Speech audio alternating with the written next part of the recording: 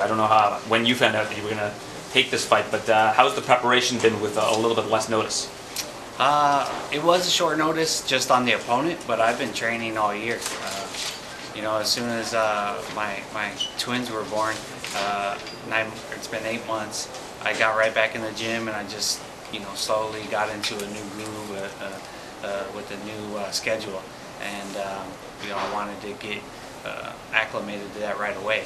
So we were working on some big fights, and they just weren't coming together, just timing-wise.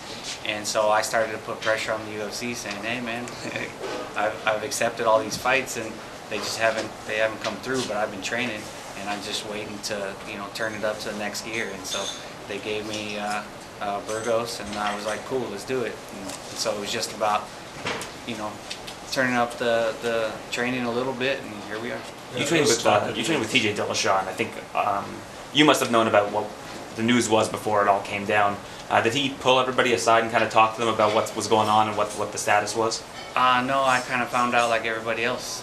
It was quite a shock because it's, as far as our team, we have standards and stuff like that about, being honest and going through stuff. But he's still a part of our team, and it's a decision that he made, and that we forgive him for.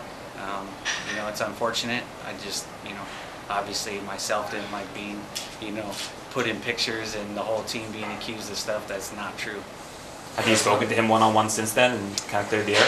Yeah, he feels terrible about the whole situation, and the talking's been pretty minimal because I was, training for this fight. But yeah, I mean, we're working past it. Do you feel like it shines a negative light on the team as a whole and makes people think, oh, maybe all these guys are into this sort of thing? I think it did, but whatever. People can think what they want. I got drug tested more this camp, which is fine, and I'm for more drug testing because I don't do any of that, so it doesn't bother me. First, congratulations on the twins. Thank you. Coming off of 3 tough losses, does that put additional pressure on you for this upcoming fight, or how do you stay focused without? It definitely makes me upset with myself and my performances, so it makes me really attention to detail. But going into the fight, I'm thinking about how I'm undefeated here in Canada, so that's a streak I like a little better. So yeah, I mean, I put a lot of attention into detail, fixing mistakes, and I'm ready for this. Now that things up, you mentioned there were some other big fights on the table. You were in talks to headline this card originally, right, against Zombie, and it didn't come together? Yeah, that's true. I didn't know anybody knew that. Yeah, we were trying to make it work with the Korean Zombie, which I thought was a great fight, and but he was busy with his schedule, and so they kept pushing the fight back, and so I said yes to every date, and it didn't happen. So here we are. Is that a fight you hope to revisit sometime down the line? Yeah, I think I just saw that he got a fight booked, but yeah, I mean, I think that's a fight that fans would love. So I mean, at this point in my career, I'm just wanting to put on great fights for fans. You've been pretty open about the distractions, external, kids you can't avoid, obviously, buying a house, changing camps. How much of that factored in, do you think, in your last few performances? I mean, I just don't feel like I performed at my best. So, looking at everything, just saying, well, maybe I should have been able to get away and focus a little bit more. And that's on me. I wanted to be, as a fighter, it's very selfish, and you want to be the best at it, and you obsess about it. And I've always done that. And having kids and all that is something new, something exciting that just had my attention, and I would go to work and come home, and then it's like I'm enjoying that. So that being said, I just was able to get away a little bit this camp. Spent half my week in Indio, and then the last 2 weeks in Indio, and it just made me able to kind of come home and study film and really kind of obsess about the fight instead of playing with my kids. So better balance now. Yeah, better balance, and it's a learning experience. You grow up, things change, and you have to adjust. Cub, you've won so many fight of the night bonuses. Shane, he has 2 and 5 fights. So You know the fans look forward to these fights, obviously. Do you look at it the same way as far as being exciting or being a challenge, knowing again that people are expecting another fight of the night from the two of you? If it happens, then so be it. You know, those fight of the nights, you wake up the next morning a little bit sore. So it's not what I want preferably, but it's my fighting style. It's his fighting style. If it happens, it happens. But I mean, I would prefer a short night. You know, I prefer to go in there and get it done and get out of there. But another fight of the night, you know, to add to the number, that's cool with me too. And I've seen you mention Azufa boxing recently. If you had the choice, would you want to do both, or would you want to make a full transition into boxing and just kind of focus on that, if that comes up? I definitely do both.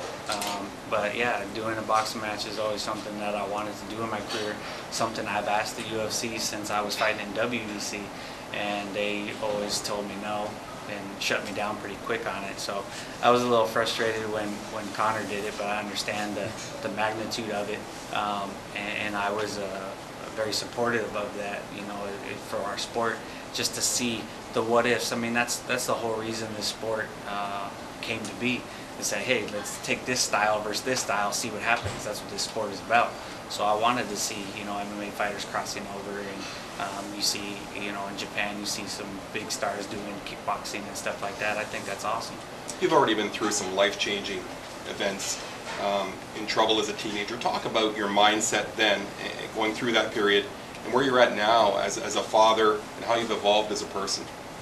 I mean, that's a great question. I really owe that to the sport. You know, I think this sport gives you a lot of humbling lessons, you know, losses, and just being able to work hard, having structure, being accountable.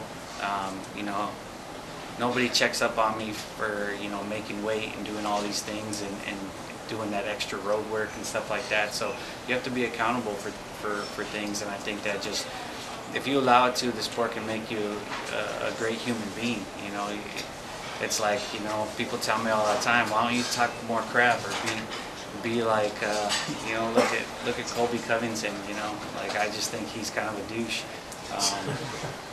I wouldn't sell my soul just for more money. You know, like I do well. I'm happy with who I am and where I'm at in my career, and I wouldn't do more to make more money. You know, so I think that's just come with, you know, being in the sport for a long time, understanding who I am, where I've come from, what I've accomplished. That kind of stuff means more to me. Was there a moment as a teen though where the light switch went on and you said to yourself, I've got to change, I've got to be a better person, I've got to do something else?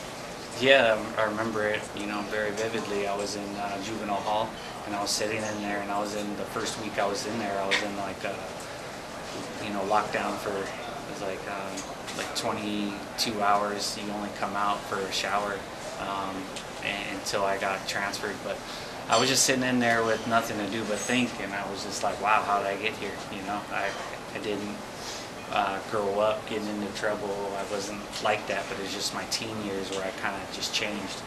And so I just realized it was just simple. It was decisions that I had made at the time that led me to be in that position. So it allowed me to realize that when I make decisions, there's consequences, and they're good or bad. So I just needed to do better at making those decisions, and so it makes me more calculated about what decisions I'm making. Did you become a good person after that? I think so. I think I really try. I mean, no one's perfect, but I feel like that was a life-changing moment. And then I think after I had started winning some fights in MMA years later, I came home because I was living in Orange County. I came home, and I was, you know, people were coming up to me in the streets and telling me that they're proud of me and stuff like that. And all of a sudden, I felt this huge weight on my shoulders. Just going, man, you know what? Kids look up to me now. Like that's something that is a real thing that I need to acknowledge. And so it kind of allowed me to really say, man, I could be a good, you know, role model or a bad one. And so I just chose to try to be a good role model and try to be a good role model to the kids that grow up where I'm from, because I knew that they were going to latch on to me, because not a lot of people come out of where I'm from and make it big. You guys are all at different camps now, but it's kind of a Jackson Wing reunion with Cowboy and Brunson and everything. How exciting is it for you to share a card with these guys? I mean, I love it.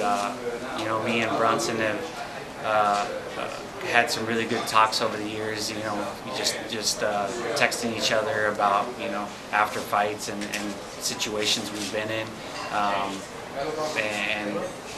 You know, with Cowboy, we never really talk very much, but when we're around each other, we're both, you know, hungry fighters, and we kind of understand each other in that position.